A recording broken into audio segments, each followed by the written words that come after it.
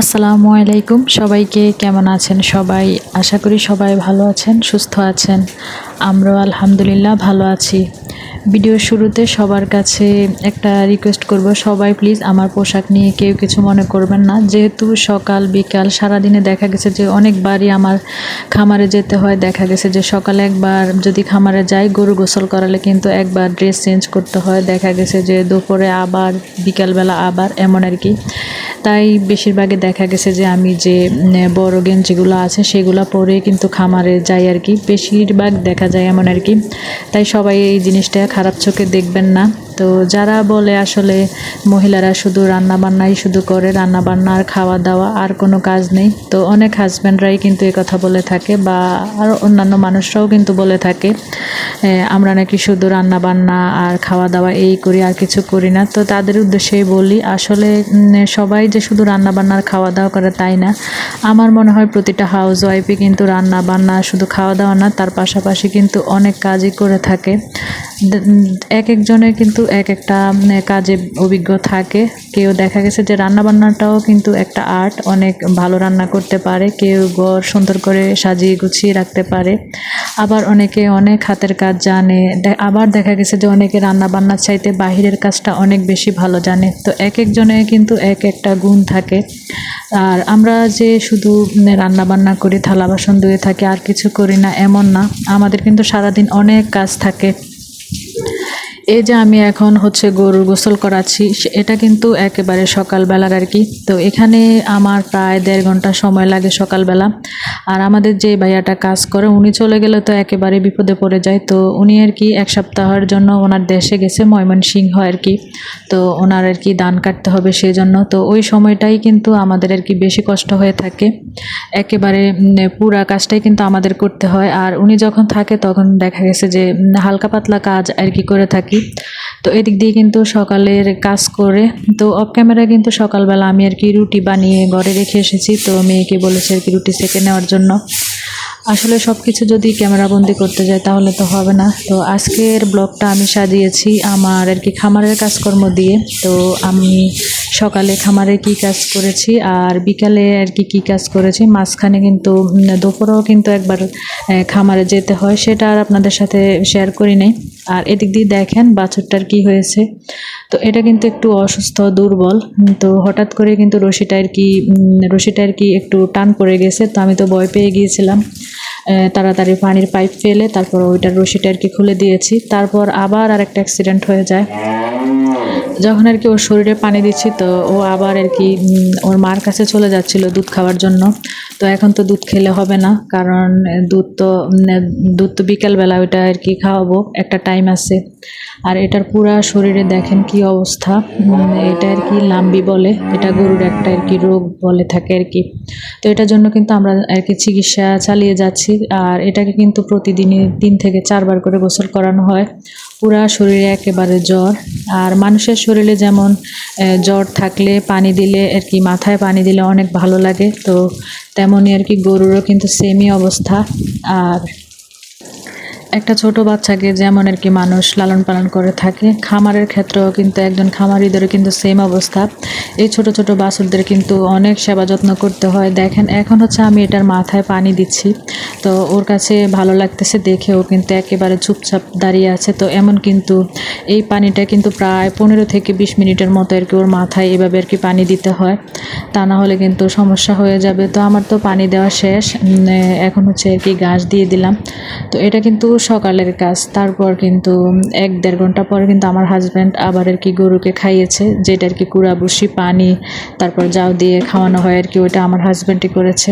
তো তখনও কিন্তু আবার প্রায় 1-1.5 ঘন্টা সময় দিতে হয়।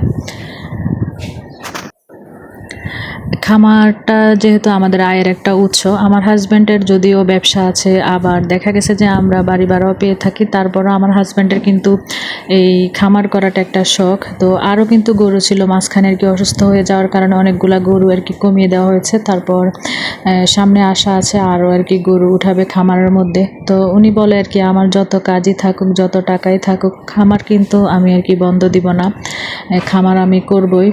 এবার নিজে না পারলে হয়তো লোক দিয়ে বিয়ে করাবো সব কিছু এমন আর কি বলে থাকে। ওনার আর কি ছোটোবেলা থেকে আর কি স্বপ্ন আর কি যে উনি গরুর খামার দিবে, গরুর খামারে কাজ করবে।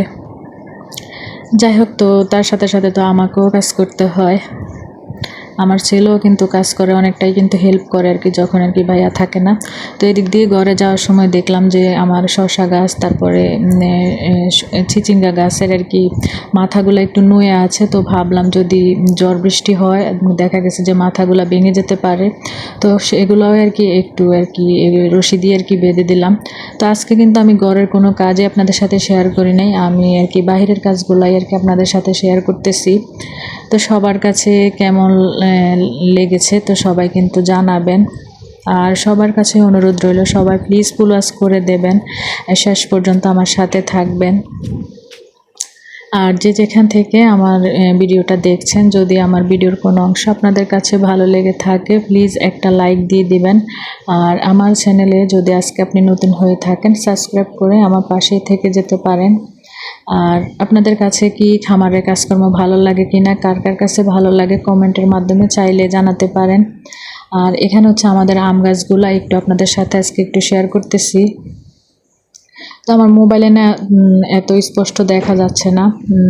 আম তো এবছর অনেক পরিমাণে আর কি কম হয়েছে, তারপরও মাশাল্লাহ যা হয়েছে আলহামদুলিল্লাহ একটু আপনাদের সাথে শেয়ার করতেছি। একটু ভালোভাবে তাকালেই দেখবেন যে কত পরিমাণ আম হয়েছে আর কি। আমাদের বাড়ির চারপাশে কিন্তু শুধু আম গাছ, অভাব নেই। আম গাছের পাশাপাশি কিন্তু অন্যান্য ফল গাছও আছে, তো আপনাদের সাথে আজকে একটু শেয়ার করলাম। আর সবগুলো আম গাছে কিন্তু বিশাল বড় বড় সাইজের আর কি। আমি কিন্তু কাজ অনেক ভালোবাসি, আর এই কাজের জন্য কিন্তু আমার ভাই বোন সবার কাছে কিন্তু অনেক বকা খাই, আমার হাজব্যান্ডের কাছেও কিন্তু অনেক বকা খাই। দেখা গেছে যে কাজ না থাকলেও কিন্তু খুঁজে খুঁজে আর কি বের করি, এত যে কাজ। আমি কিন্তু সব কিছু মোবাইলে দেখাই না। এই যে দেখেন আজকে শুধু আর কি খামারের সামান্য একটু কাজ আপনাদের সাথে শেয়ার করেছি। দেখা গেছে তার মাঝখানেও কিন্তু আমি বায়োগ্যাসে যে পানি দিতে হয় সেটাও কিন্তু করেছিলাম। তারপর আবার 2 বার করে ঘাস দিয়েছিলাম, সেগুলো কিন্তু করি নাই। শুধু আর কি সামান্য যতটুকু আপনাদের সাথে শেয়ার করা যায় ততটুকুই আর কি করেছিলাম। আর আমার কয়েকটা ফুল গাছ একটু ছাঁটাই করেছিলাম অফ ক্যামেরায়, সেটাও আপনাদের সাথে শেয়ার করি নাই, সামান্য একটু আর কি শেয়ার করলাম। এই যে ফড়িং, ছোটোবেলায় কিন্তু এমনভাবে ফড়িং অনেকবার আর কি দৌড়তাম। তো ফড়িংটা দেখে ছোটোবেলার কথাই মনে পড়ে গেল। তো ফড়িং দৌড়ে কিন্তু আবার আর কি ছোটোবেলায় ছেড়ে দিতাম। ওইগুলা আরও বড় সাইজের ফড়িং ছিল। তো বাড়ির অবস্থা কিন্তু একেবারেই খারাপ, উঠানের অবস্থাও খারাপ। আজকে কিন্তু উঠান আর ঝাড়ু দেয় নাই, এভাবে আর কি পড়ে আছে। তো মাঝখানে কিন্তু রান্না বান্না খাওয়া দাওয়া সব গোসল নামাজ সব কিছুই হয়ে গেছে, সেগুলো তো আজকে আপনাদের সাথে শেয়ার করি নাই। এদিক দিয়ে চলে গেলাম একেবারে বিকালবেলা। তো সবাই আমার সাথে থাকেন। এখন হচ্ছে বিকেলে গরুর খাবার খাইয়ে তারপর হচ্ছে গরুর যে দুধ দোহানের কাজটা সেটা আর কি করতে হবে। যেহেতু আমার হাজব্যান্ড একটু ঢাকা গিয়েছে, তো আমাকেই আর কি করতে হবে, কিছু করার নেই, আর লোকও পাওয়া যায় না। তো সবাই আমার সাথেই থাকেন।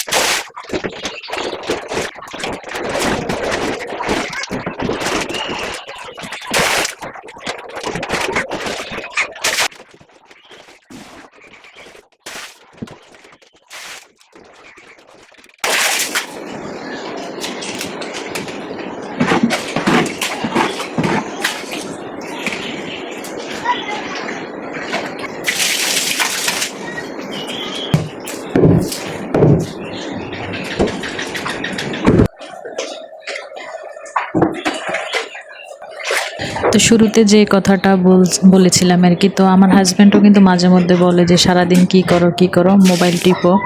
তো আমি আবার বলি যে তো এক কাজ করেন, খামারের মধ্যে আর ঘরের মধ্যে একটা সিসি ক্যামেরা লাগান, তারপরেই তো দেখবেন যে সারাদিন আমি কি করি।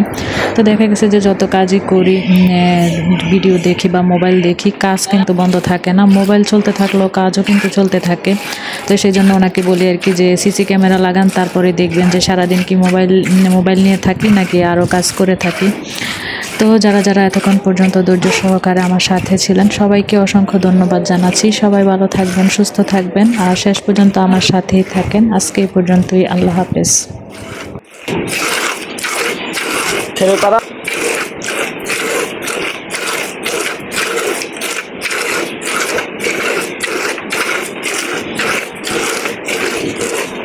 মোবাইলটা